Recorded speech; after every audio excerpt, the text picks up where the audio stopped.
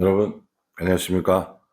3월 3일 금요일 넘치는 우리 교회 매일 묵상을 시작하도록 하겠습니다. 오늘 본문 말씀은 16장 1절부터 20절까지 말씀입니다. 매일 묵상을 쭉 들어오신 분들이라면 제가 몇 번에 걸쳐서 마태복음에서 가장 중요한 장은 16장이라고 생각한다 라고 몇 번을 말씀드린 적이 있습니다. 혹시 기억나시는지 모르시겠어요? 오늘 우리가 읽은 본문이 바로 마태복음 16장 본문입니다. 그래서 여러분들에게 이 본문 말씀이 왜 그렇게 중요한가에 대해서 함께 설명을 하고 또 그 말씀을 묵상해 보려고 합니다. 마태복음 16장에 딱 시작하면 바리새인과 사두개인이라는 사람들이 나옵니다. 16장 1절에 보면 바리새인과 사두개인들이 와서 예수를 시험하여 하늘로부터 오는 표적을 보이기를 청하니 라고 그렇게 말씀하고 있습니다. 바리새인과 사두개인 그리고 서기관 이 세 부류의 사람들은 예수님 당시에 활동하던 종교 지도자라고 생각하면 됩니다. 그런데 입장들이 조금씩 다르고 또 하는 일들이 조금씩 다르기 때문에 그들의 무리를 구별하여 불렀습니다. 바리새인들은 민중들에게 보통 일반 서민들에게 아주 인정받고 또 존경받는 사람들의 무리였습니다. 이들은 율법을 가르치기도 했고 또 해석하기도 했고 사람들에게 좋은 말을 전하는 그런 역할을 했습니다. 이 바리새인들과는 좀 다른 지점에 있었던 사람들이 있었는데 이 사람들을 사두개인이라고 부릅니다.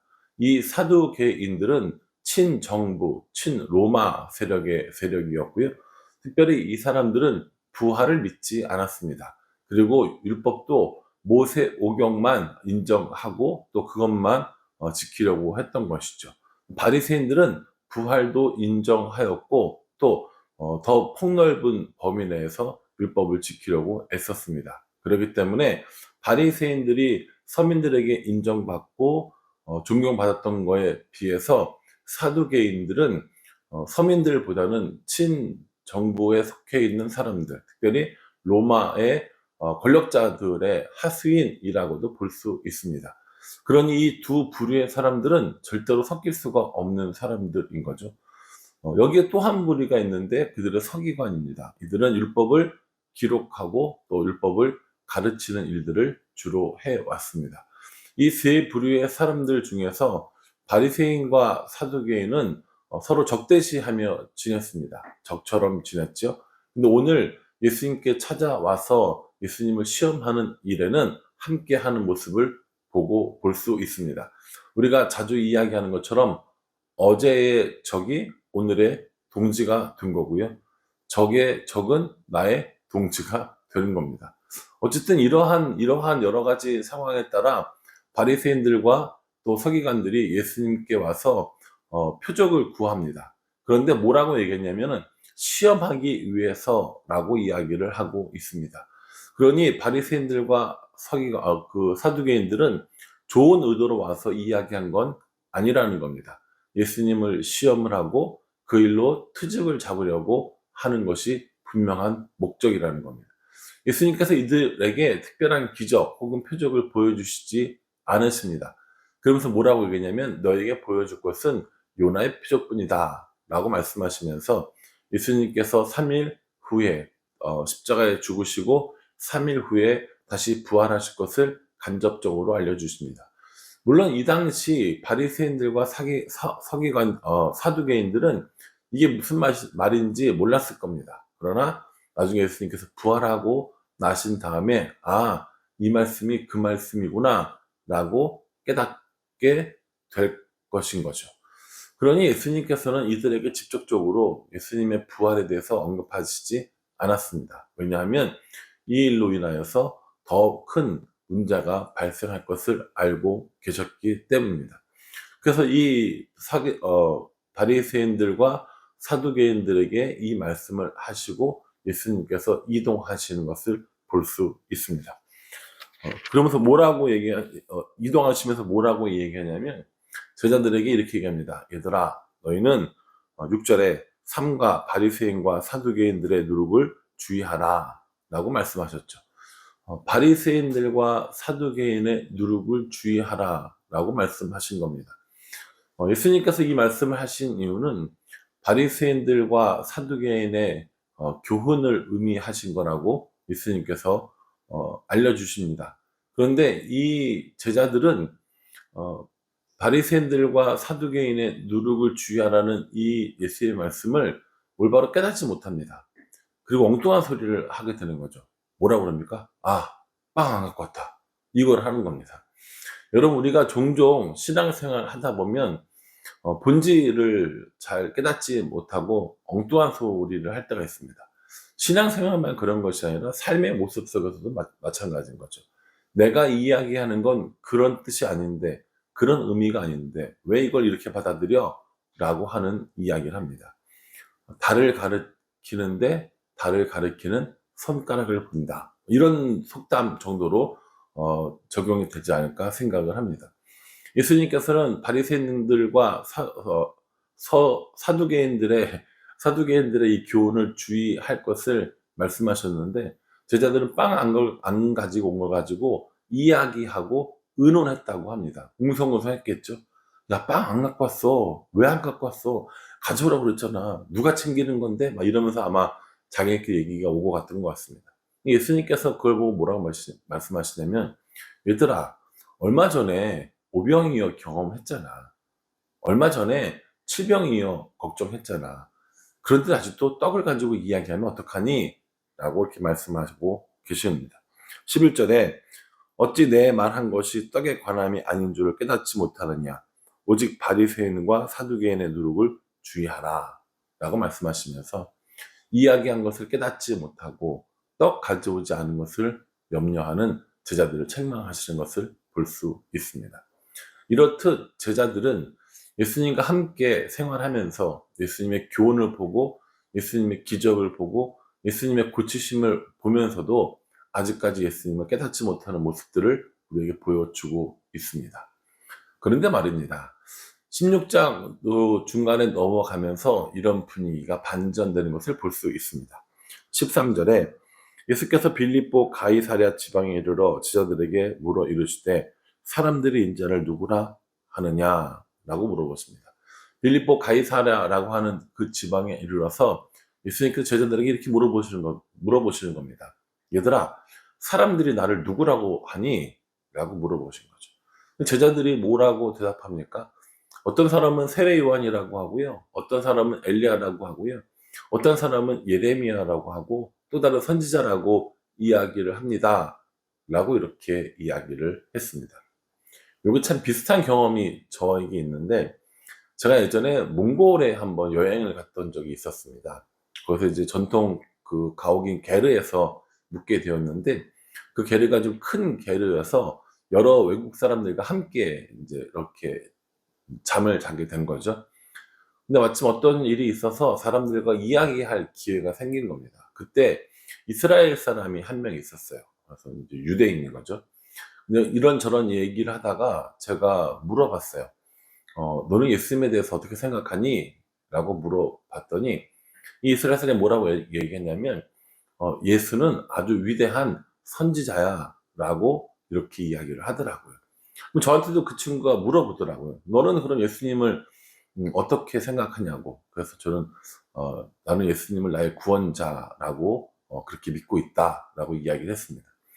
그 다음에 서로 좀 몇 마디 말해주고 가고 했는데, 종교적인 이 문제들이 워낙 예민하다 보니까 더 깊은 얘기는 하지 않았습니다만, 유대인들이 예수님을 어떻게 생각하고 있는지를 너무 잘 보여주는, 마치 제자들이 지금 이야기한 것처럼 세례 요한이나 엘리야나 그리고 예레미야나 또 다른 선지자 정도로 생각하는 유대인의 모습을 한번 볼 수 있는 기회가 있었습니다. 이 얘기를 들은 예수님께서 이렇게 물어보십니다. 그러면 너네들은 나를 누구라고 생각하느냐?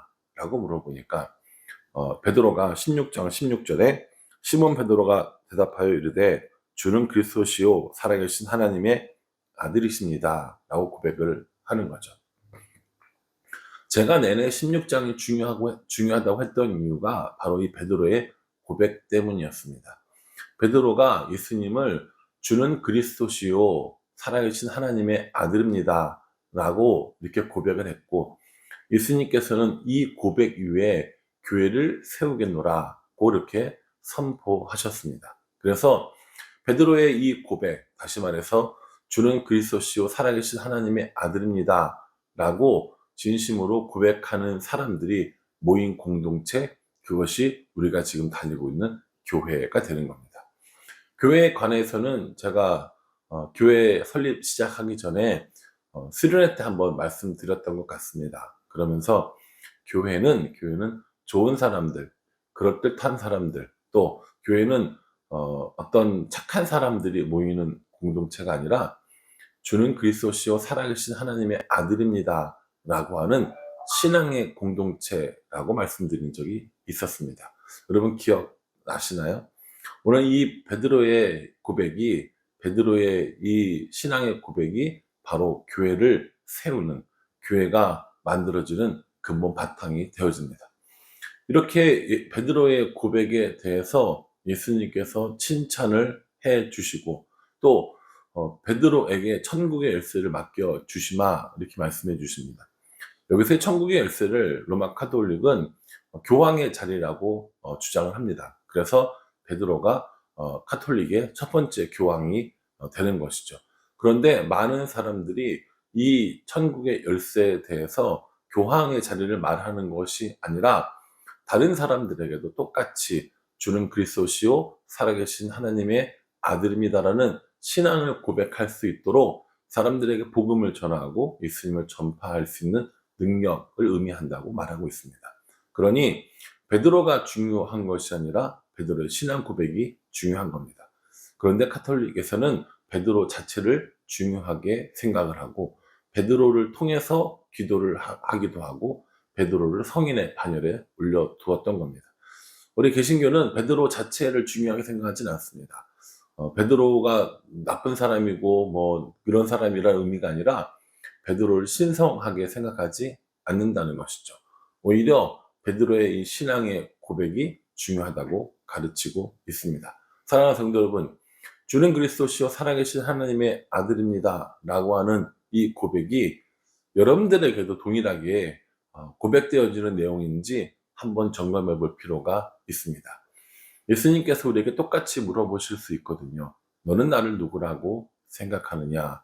라고 이렇게 물어보신다면 여러분들은 뭐라고 그렇게 고백하시겠습니까? 예수님은 살아계신 하나님의 아들이십니다.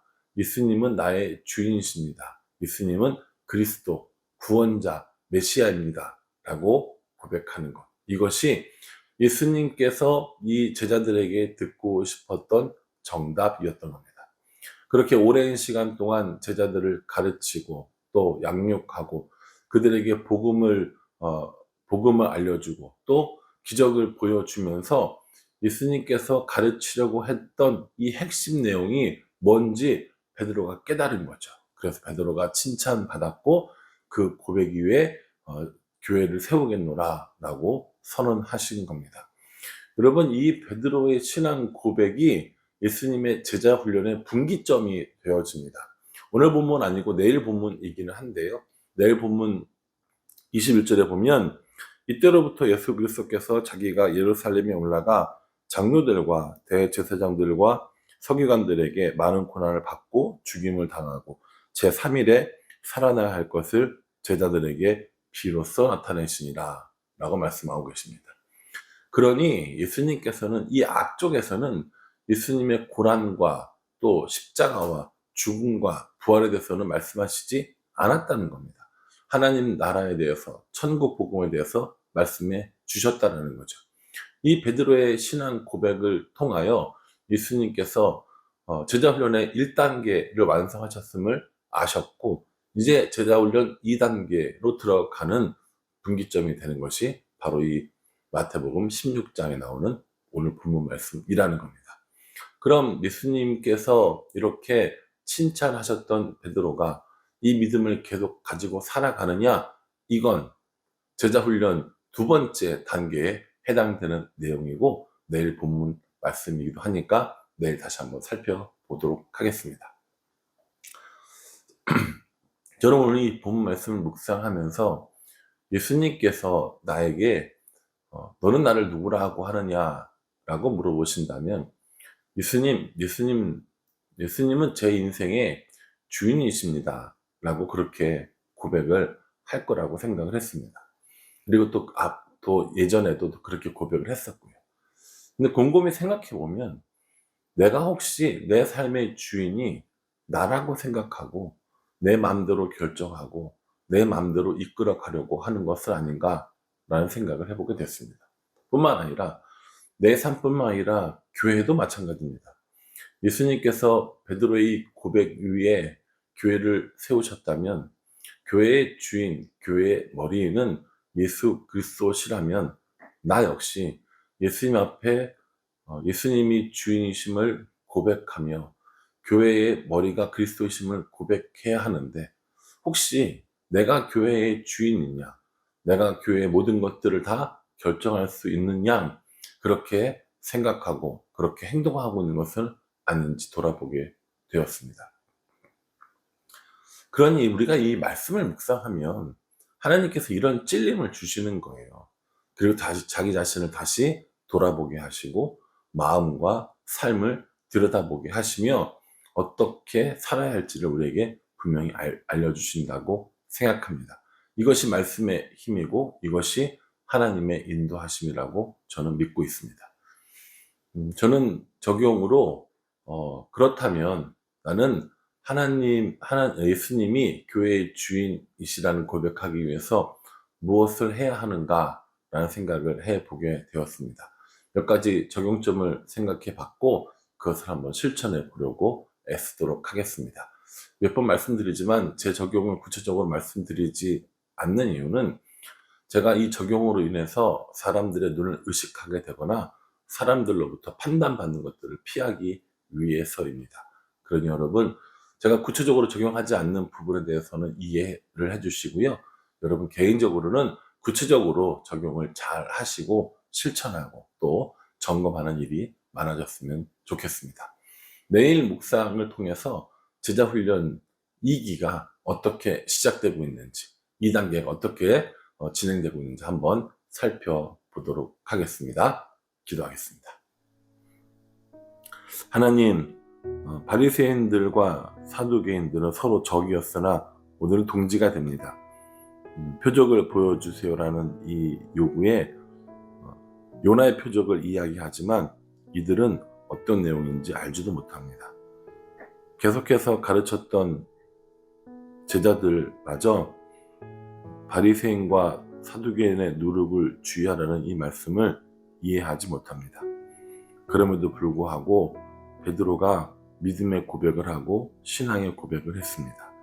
저도 그렇게 베드로처럼 여전히 모자라고 여전히 부족하지만 예수님을 향한 저의 고백을 드리며 신앙의 고백을 드립니다. 예수님은 나의 삶의 주인이시고 나의 구원자이시며 내가 따라야 할 삶의 모범이 되어 주십니다. 그러니 매 순간순간 예수님과 동행하는 삶, 하나님과 동행하는 삶을 살 수 있도록 주님 인도하여 주시옵소서. 숨가쁘게 계속되어지는 예수님의 제자 훈련에 저들도 함께 동참해서 기쁨으로 잘 따라갈 수 있도록 우리 모두 인도하여 주시옵소서. 예수님의 이름으로 기도합니다. 아멘.